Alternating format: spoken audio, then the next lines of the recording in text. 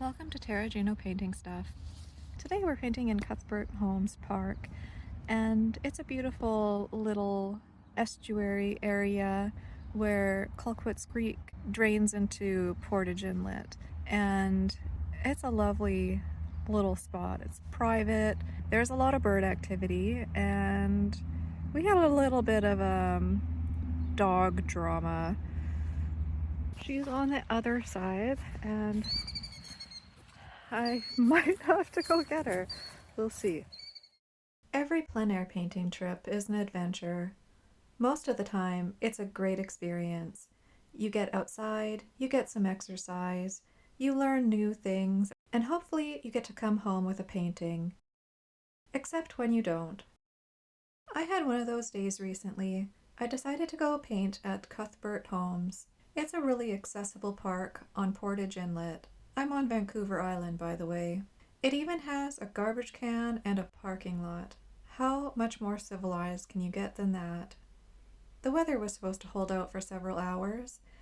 I had all my gear ready, it was beautiful out, and spring blossoms and flowers were already starting to show themselves.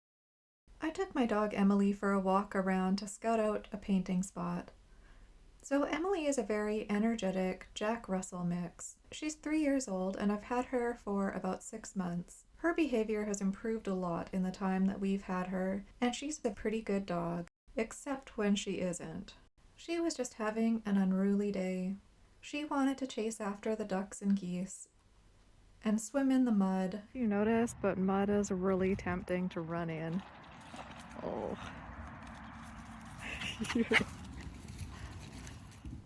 And stop taking orders. My girl saw those flocks and decided to swim out after them. She made it to the other side and then forgot how to swim. Come on, good girl, swim. You've got to swim. You've got to swim. You swam there, you got to swim back. Come on. You got to swim.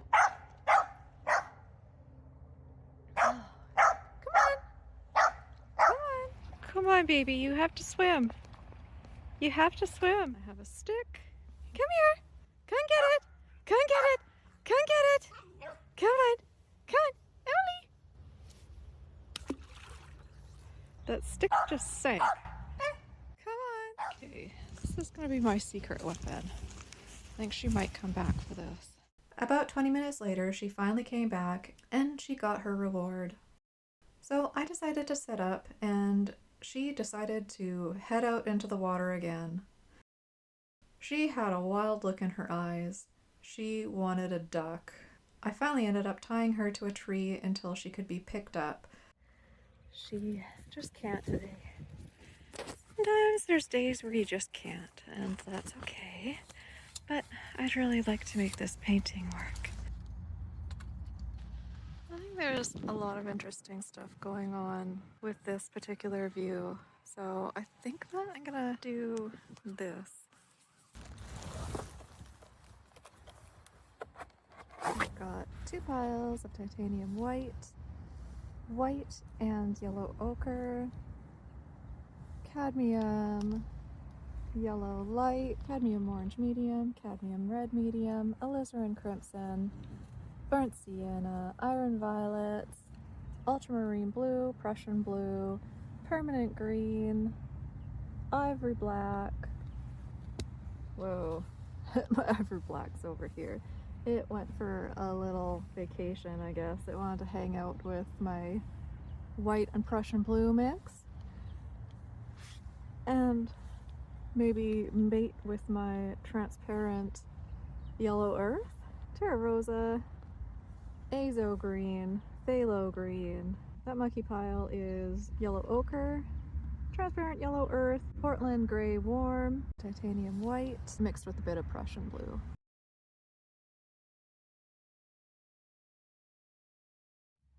So I've got my viewfinder, and I mostly use the viewfinder to actually decide on what scene that I want to paint. So it's very handy for that, and it's really handy for getting the proportions. So I don't necessarily copy exactly what I'm looking at. I'd need to do a lot of editing to make it look like a good composition, but this really does help a lot with finding what view you want to do. There's a lot going on in this scene, and it seems like quite a simple composition at first, but the more you inspect it, there's a lot of subtleties that are making it look the way it does. Sometimes just even a simple scene like this can turn out to be quite difficult because there's all these subtleties that you need to make it look good. And sometimes you need to move elements around too. Like, don't be afraid to edit. You know, sometimes you get caught up on like making things look like they are, and they could be something else. Like, just because it's there doesn't mean it's the best version that it can be. And I think that's important, to not be afraid to edit. There's a big, beautiful tree that's not actually in my sight, but I'm gonna move it into my scene because it's interesting and it brings the viewer back around with its twisting branches. And here's my drawing. Super simple. And I'm just going to take a moment to... Ooh, this eraser is not very good. But anyhow, it's better than nothing, I suppose. Ooh, maybe not. I'm just going to erase like some of these lines that might show through the lighter paint up top.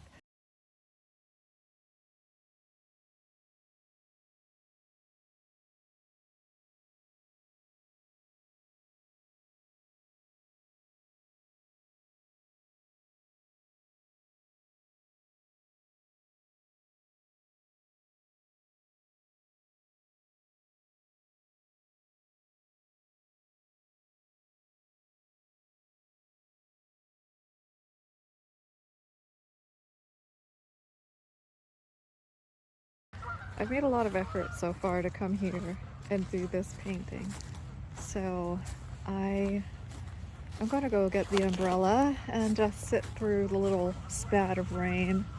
Yeah, this was a high effort day. All right, ta-da. I've got an umbrella now. And hopefully the rain doesn't get too carried away. So I've got the entire canvas covered here, and I'm laying down some light washes of color. I was using this big brush here for most of it, so I'm going to switch to some smaller brushes and start working in some of the elements that make this scene so appealing to me. So the major thing I like about this scene is this swoop. There's like a little Z shape going on in here, and the thing that's so appealing about it is its simplicity. It's simple, and you want everything in it to sort of bow down to that simple Z or S shape. And now in the background it's getting a little bit, see, it comes here and it gets actually like, it almost has a purplish cast when the light is hitting it because it's wet. And there's another little sort of area here. My solvent's not drying too fast because it's quite wet and humid out. I think it's like 8 degrees today. Feels a little bit warmer though here. So the water gets quite dark in here, just also adding to our S shape. Brush away some of this. I had a little bit of medium into this to make it a bit more transparent because I want some of these transparencies to remain. So I needed a stronger paint surface than just solvent, but it's still a little bit washy. So I'm not adding any medium to my paint right now. Oh, I got a little bug friend already. I'm just using what I've already put on the surface. Because it's windy here a lot, the tree tops are all sort of bent, and which also makes them really interesting. There's a lot of interesting tree shapes going on here. And then this one comes up here.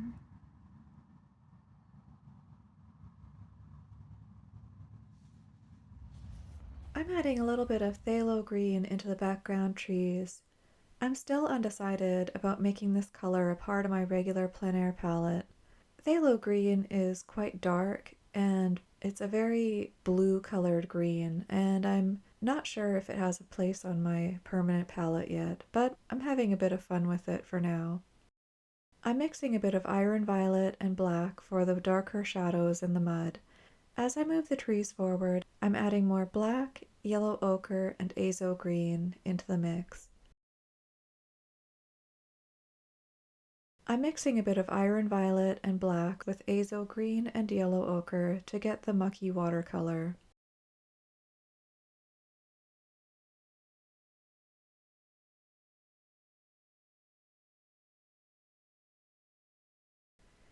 Nothing in this scene is very bright or saturated.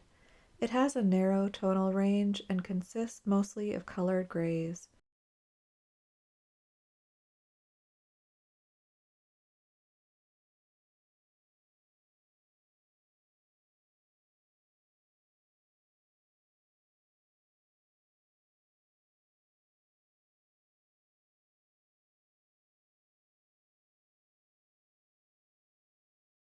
The brush is a neutral gray violet that I'm making with a bit of black, white, terra rosa, and adding yellow ochre in the lighter areas.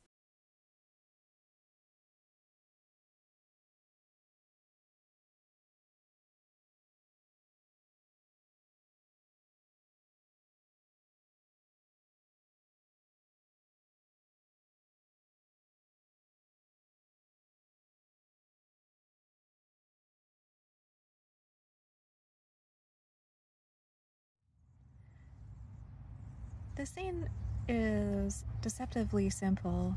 There's a lot of elements going on here that just require a little bit of detail to make them beautiful and not just blocks of color that don't really provide interest. So it's more challenging than it actually looks. Here's where I've gotten to. The water's gone down quite a bit. You can see a lot of the bottom of the stream here now.